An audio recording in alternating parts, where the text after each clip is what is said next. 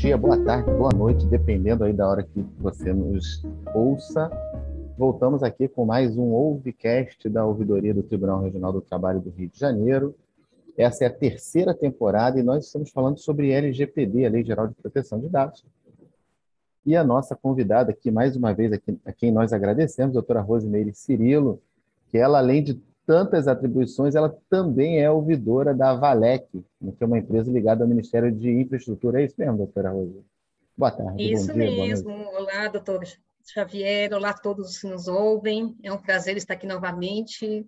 Esse tema é muito instigante. Nós também trabalhamos isso, né, essa implementação na Valec. E como o senhor tem dito em todos os episódios, é um tema ainda relativamente novo. Temos muitas dúvidas ainda, mais dúvidas do que certeza. E aqui, nesse podcast, a gente não pretende esgotar esse tema. A gente só propõe algumas reflexões, não é isso, doutor Xavier? Até porque, né, Rose, essa questão de você esgotar um tema tão amplo como esse não levaria apenas algum episódio de podcast, né? Talvez um seminário ou um congresso mesmo, né? Exatamente, Exato. exatamente pela abrangência do tema. E sobre essa questão da abrangência, doutora, agora já entrando mesmo no nosso assunto aqui dos podcasts, a gente, em outros episódios, a gente falou um pouco que en passant e alguns até um pouco mais a fundo sobre os titulares dos direitos, né, dos dados que são protegidos. E eu queria, nesse episódio aqui, abordar explicitamente os direitos desses titulares de dados, né? E de que maneira esses titulares podem exercer esses direitos. Porque é um fato que talvez precise ser registrado aqui no nosso episódio, doutora, que no Congresso no Congresso Nacional aqui, já vinha se tratando sobre projetos de lei desde o início do ano de 2010, aproximadamente, mas esse tema sobre Lei Geral de Proteção de Dados, ela tomou um aspecto relevante quando, em 2016, lá na eleição dos Estados Unidos, né, nós tivemos o que se chamou na época de uma fraude, né, eleitoral, né, que o Facebook teria atualizado o seu banco de dados e, a partir daí, ele fez uma coisa tendenciosa ou dirigida, se é que eu posso dizer assim, para um candidato que estava disputando o pleito. E aí, isso aqui no Brasil tomou uma repercussão também grande depois desse episódio, tanto que a lei, a 13.709, ela é de 2018, ou seja, logo um pouco depois desse episódio. Mas, efetivamente, a gente estava discutindo há quase uma década, não é isso? Isso, exatamente. É importante que o senhor ressalte essa questão dos direitos do titular e já deixamos aqui, né, um convite para que todos os ouvintes se apropriem da 13.709, principalmente do artigo 17 ao 21, que estão ali compilados todos os direitos do titular de dados e a forma com que esses direitos podem ser exercitados. E, como a gente já disse no início, a lei, né, a Lei Geral de Proteção de Dados, ela é bem principiológica, ela traz muitos termos e traz seus conceitos. Então, é de fácil entendimento e temos vários direitos que precisam ser internalizados, não só pelos titulares de dados, mas por aquelas pessoas que tratam esses dados, né? E é interessante a gente afirmar que no artigo 17 ele deixa muito explícito que toda pessoa natural ela tem assegurada a titularidade dos seus dados pessoais e garantidos esses direitos fundamentais de liberdade, de intimidade e de privacidade.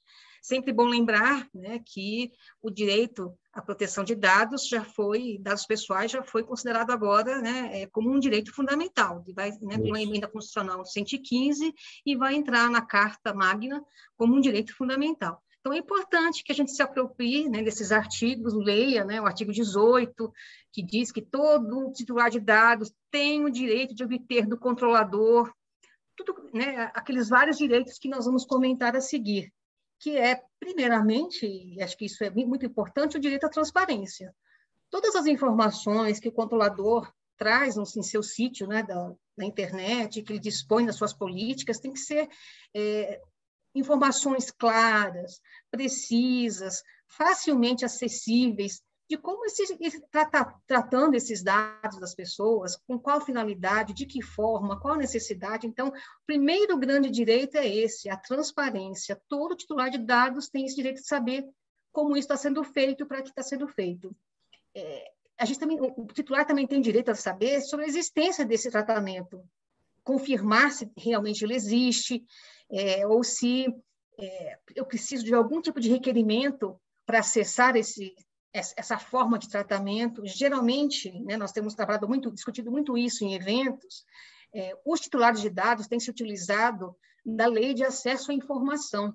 Por quê? Né? Porque ela tem aquele prazo imposto por lei e que, se você não cumprir, tem todas aquelas reprimendas. Então, não é um simples requerimento que você deduz em qualquer lugar. Você entra com um pedido de acesso à informação para obter isso, né? Outro direito importante, doutor Xavier, é o direito de acesso, né? A gente tem que ter declaração clara e completa que indique nessa origem dos dados, onde eles estão registrados e os critérios que estão sendo utilizados para tratá-lo dentro da empresa.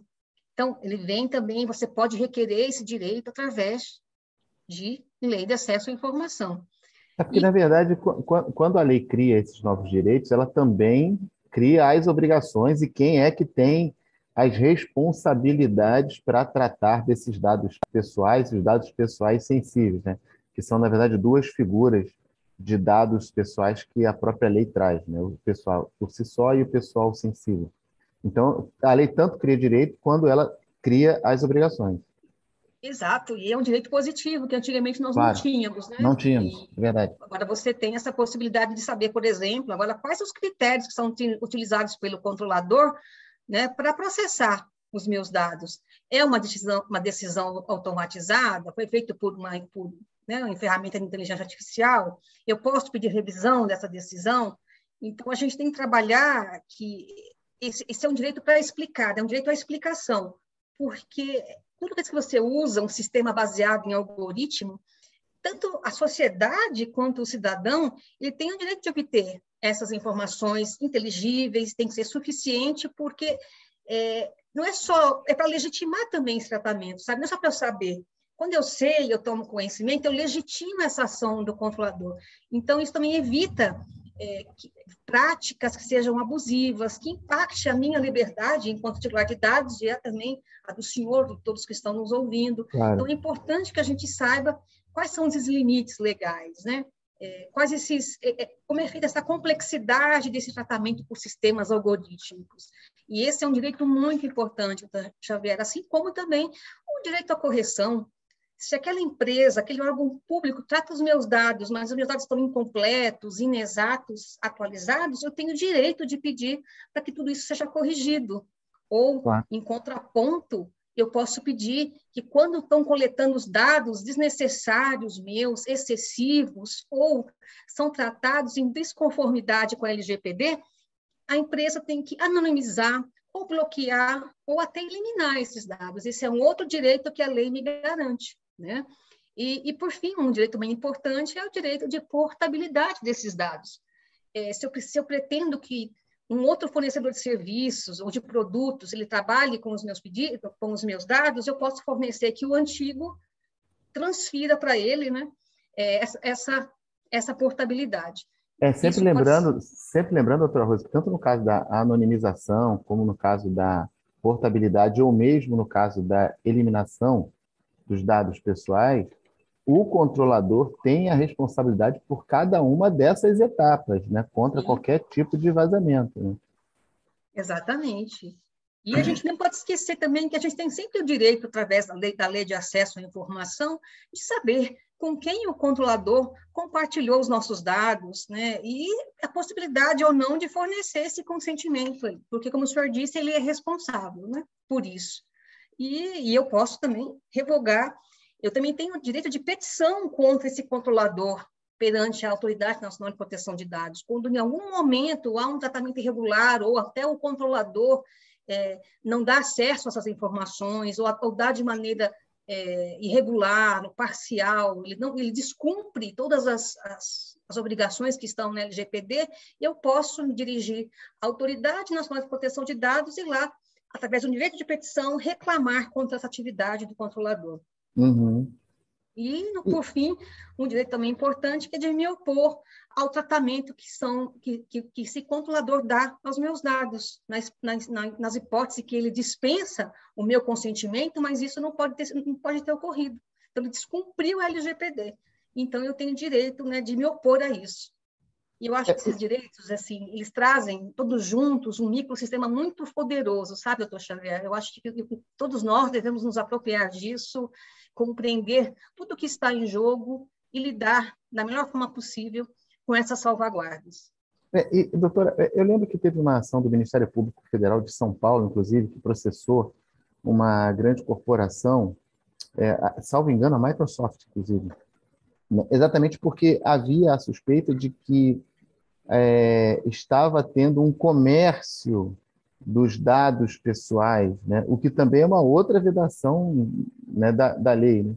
Que a venda ou qualquer tipo de comercialização de dados pessoais é absolutamente impossível de acontecer e aquele que descumpre a lei também sujeita às sanções que a própria lei aplica. Exato. Aqui também no Ministério Público do DF, né, assim como no Ministério Público de São Paulo, já foram intentadas ações coletivas para impedir que empresas comercializem, né, esse tipo esses dados dos titulares sem sequer conhecimento e descumprindo a finalidade inicial com que eles foram disponibilizados.